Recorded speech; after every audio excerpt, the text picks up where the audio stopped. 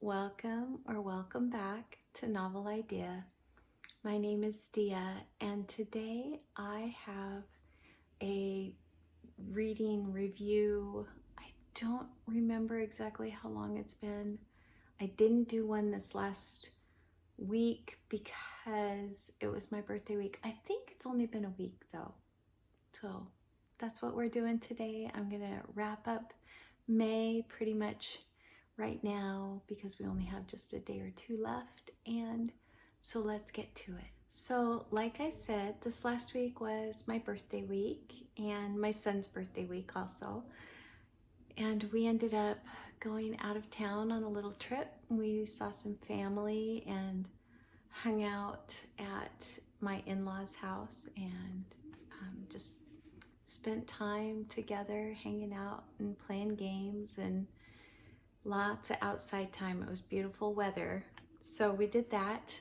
My husband took me book shopping, so I do have a little book haul coming up, and we got to also do a live for Montgomery from my in-laws' house. That was quite noisy, so any of you that were watching that, I'm so sorry, but we had almost 60 people there, and it was just loud. It was just a rambunctious time.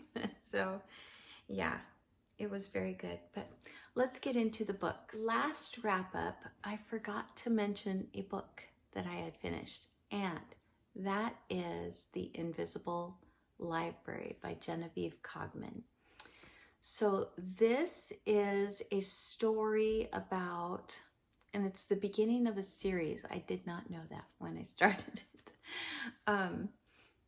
This is about a library that exists kind of between time, and it collects books that only exist in one volume into this library. It sends out a librarian to collect these books and bring them back to the library for safe storage.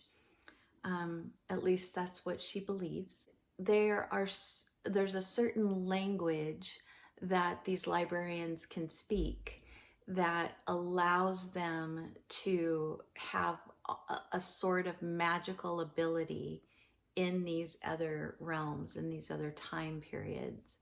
And so it was really good. I really enjoyed it overall. I found it a fascinating concept. I really enjoyed the overall storyline of it.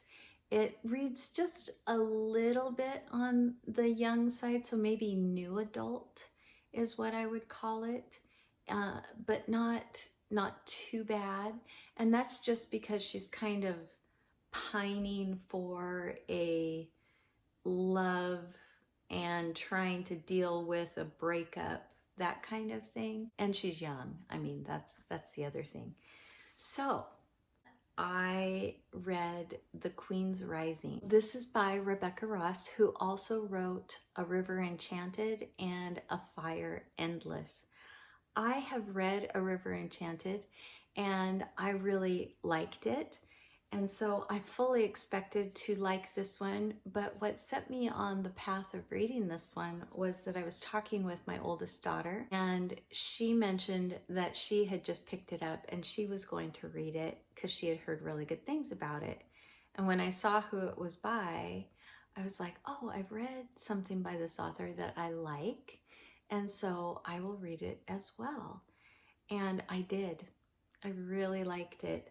I think that there is just a little bit, again, of a young adult feeling to the book because of a relationship aspect of, I can't do this right now. I'm concentrating on getting this done in my life. This is where my focus needs to be, but I really like him. That kind of tension in it. But other than that, it was so good. This is the story about a young girl who is illegitimate And she has been being raised by her grandfather because her mother has passed, and she's being hidden from her father because her father was a sort of traitor to the crown. And yet he is also of royal heritage himself. So that means that she is of royal heritage.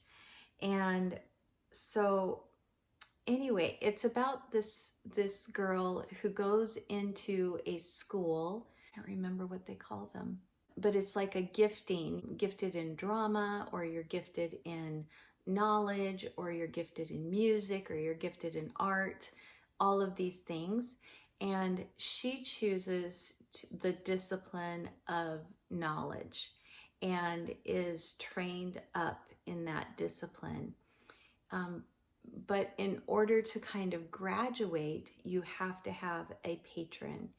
And when she begins to demonstrate that she might have some heritage memories, so these memories that are not necessarily hers, but are connected to someone that she has blood relative of, and she begins to have these memories, and she takes those memories to her headmistress, and her headmistress then says, I think I have the perfect patron for you.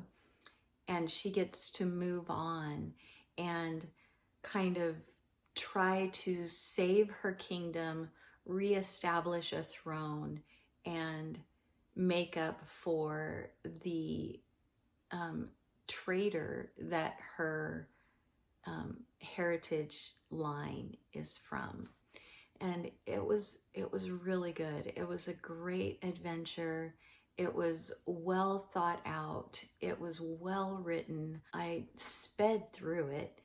I think I had it read in 2 days, and it was just wonderful. So, Queen's Rising, Rebecca Ross, first in a duology, actually.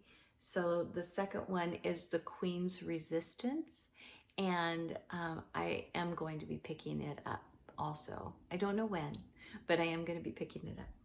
All right, and then I read 2 Cozy Corgi mysteries, and those are by Mildred Abbott. And I love to pick these up when I'm kind of in between or in the midst of these really big books. I just really appreciate having something that my brain doesn't have to concentrate on too hard. That's just fun. It's bubble gum is how I describe it. It's just something I can kind of chew on and tastes good, and So I figured both of these out long before the end of the book. I enjoy the antics of the Corgi in this series. His name is Watson. One was, she lives in an area of the United States where it's kind of hippie, bohemian, naturalistic, that kind of, the whole town is like that. And her stepsisters are twins, and they are starting a shop next to her bookstore in kind of a crystal and wellness center.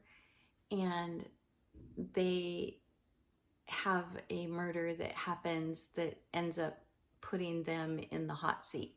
And then the other one was about, she has a best friend who has a bake shop upstairs in the bookstore.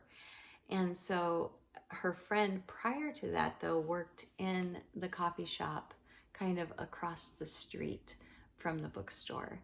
And it is not very well liked by the owner of that coffee shop. Well, some things happen where a murder actually takes place at that other coffee shop, and she helps to get the owner and her family kind of out from under the magnifying glass of the police officer in town. Then I read No Good Tea, and this is by Bree Baker. And I read this with Amy C., who is a commenter and subscriber on here. And I've read the first one in this series with, I can't remember the name of the series. I'm going to put it on the screen though. So you should be able to see what the series name is. This is all about a girl who has moved back to her island on the Carolina coast, hometown girl, and she is beginning an iced tea cafe on the boardwalk close to the ocean. And the last one, she was the suspect, and this one also happened to be connected to her tea shop again. And so it was just fun. It's just so well written. I think there is a love interest. It's taking its time with getting that love interest and her together. I really like that. It's not happening off page, and there's really good banter and just really fun relationship that all of the friends in this series have. And the only thing that we are missing really is our little furry companions.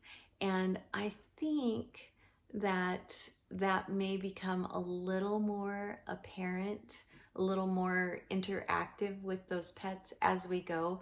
Right now it's a seagull and a cat, and the cat is almost feral, and the seagull of course is not trained, but he does hang out almost exclusively with the tea shop. So very good story. It was really well done again, and I enjoyed it. I know Amy enjoyed it. We're both looking forward to going on in the series, and I think we're going to try to read the next one next month. Then I finished the Arcanum Unbounded by Brandon Sanderson, which is a series of stories that take place in the Cosmere, but they are not directly connected necessarily to one another within the bind-up, and they are not necessarily connected to just one series within the Cosmere.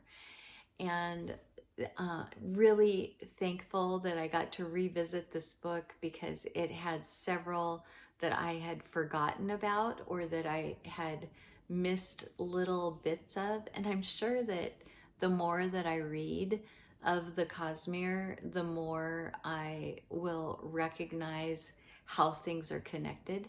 But just having read what I have so far, I could see so many connections in these stories. So it was really fun, really enjoyed it.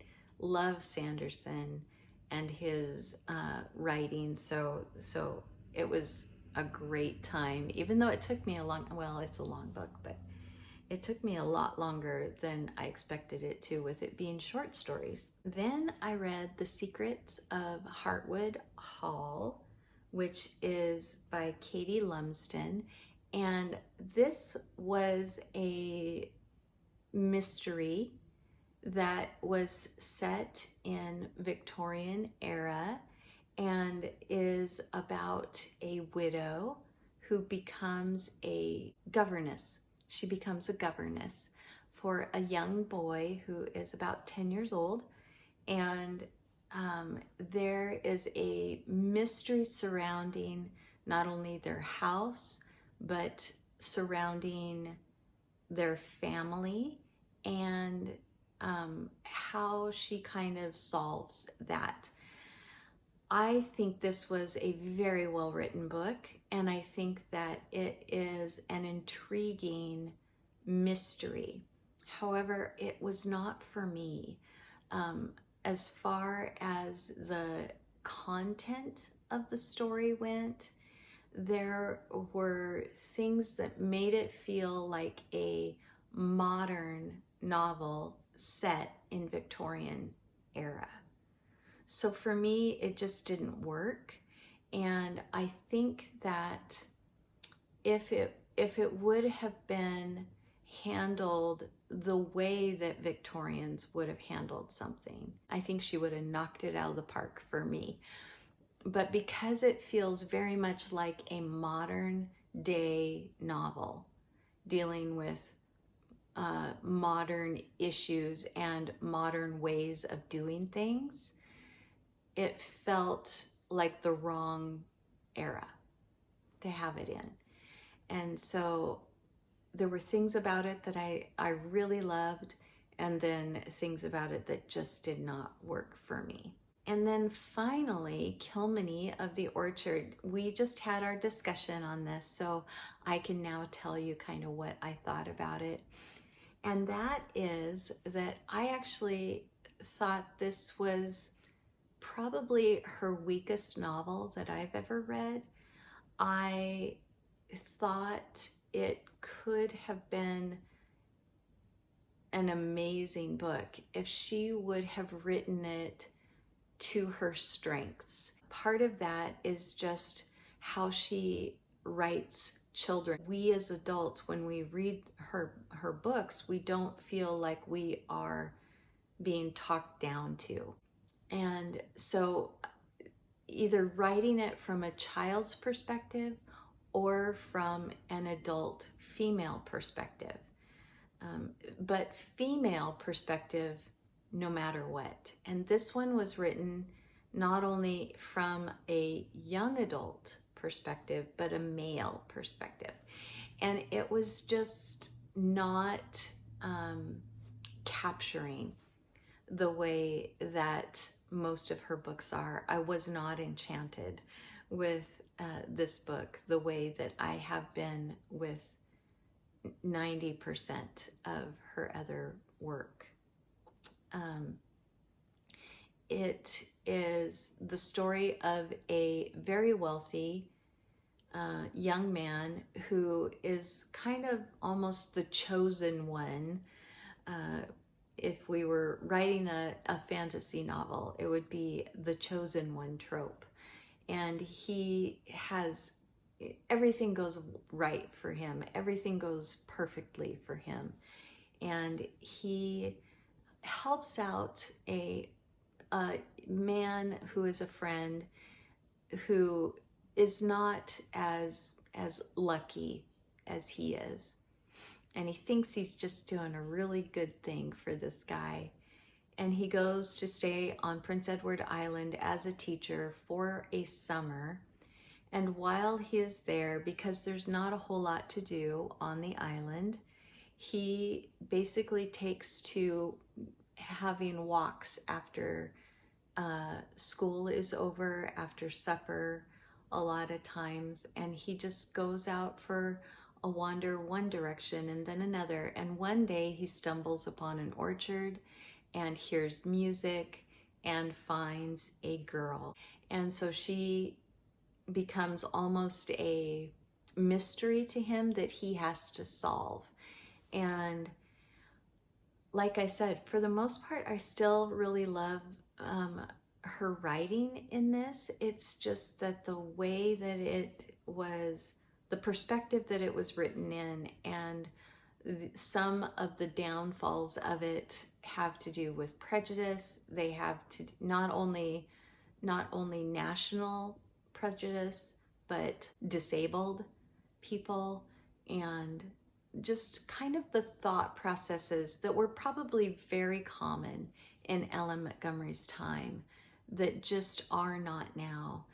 I think that this would be a really fun one to rewrite and to flesh out these characters a little bit more, write it from Kilmeny's perspective instead of the young man's perspective. And I think it would just be so much better that way. But nonetheless, gave it 3 stars. You know, when we were talking on our thing, I don't really do the star thing, but for me, that equals about a B minus, C plus in there. And so probably not one that I'm going to want to reread again anytime in the near future, if at all. But really glad that we got to read this together and talk about it and introduce a work that a lot of people have not read.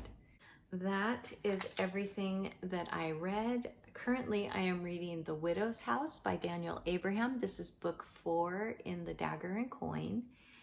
And I am not loving this book. I like it okay at times, but there is so much war in this book, and I'm just not a battle girl. I don't enjoy the ins and outs of battle. I don't want to know the types of weapons and what it sounds like when you punch or stab or slice, or how much blood you're seeing. I don't want to know all of that. And that's quite a bit of this book. It doesn't start out there, but it gets there often. And we don't live there, but we are there a lot. And so I'm about, I want to say about 50% of the way through this, and I've been working on it for a while, but it's just, I'm finding myself just not wanting to pick it up. And for me to not want to pick up a Daniel Abraham book, I want to enjoy it, but I'm just not right now. But I'm still working my way through it. It may turn out completely different by the end of it. I am also reading The Book That Wouldn't Burn. This is a newer release from Mark Lawrence. And as far as I know, it's a standalone. Maybe it's the beginning of a new series. I don't know. But it was available at my library when I went in. It was on the new releases shelf. And so I have this. I'm reading through it. It is also about an interdimensional library, and I'm a little confused in it. I don't know exactly what our purpose is, and I don't know exactly what is happening or why it's happening. And so I'm hoping all of that changes and comes together. I'm on chapter 35 of it, and it's, yeah, I'm just hoping. I like the writing. It had a lot of profanity at the beginning, not right away, but in this one little section of the book. But the characters were also a little taken back by how much profanity was coming out of one of the characters' mouths. And as soon as it moved on from that scene, then it has tapered off, and we aren't having that any longer. So I'm glad that I kept reading. So I'm reading that. I am reading Words of Mercury by Patrick Leigh Fermor, and this is a collection of portions of his books that he wrote. And he mainly does travel writing about his own personal journeys. And so far I'm really loving it. I didn't know quite what to expect. I'd never heard of him prior to Mark from Book Time with Elvis and Aaron from Aaron Facer. I hadn't heard of him prior to listening to the two of them talk about his work. And so I wasn't quite sure if it was going to be for me, but so far I am really liking it. So I'm working my way through that. And then I am studying Daniel chapter 7 in my Bible right now for our Bible study group. So that is what I am in the middle of. Coming up, I am going to save that because I have a birthday book haul that I'm going to be doing, and I will tell you my June kind of plans at that time. So that is everything from me, you guys. I hope that you have had a wonderful Memorial Day weekend. If you're in the US, this is the weekend that we have been celebrating Memorial Day. Of course, my birthday is always right around this time of year, so it always kind of comes up on a long weekend, which is always nice for me. I will talk to you again very soon, and so please like if you liked it, subscribe if you want to, and I will see you in the next one, everyone. Bye.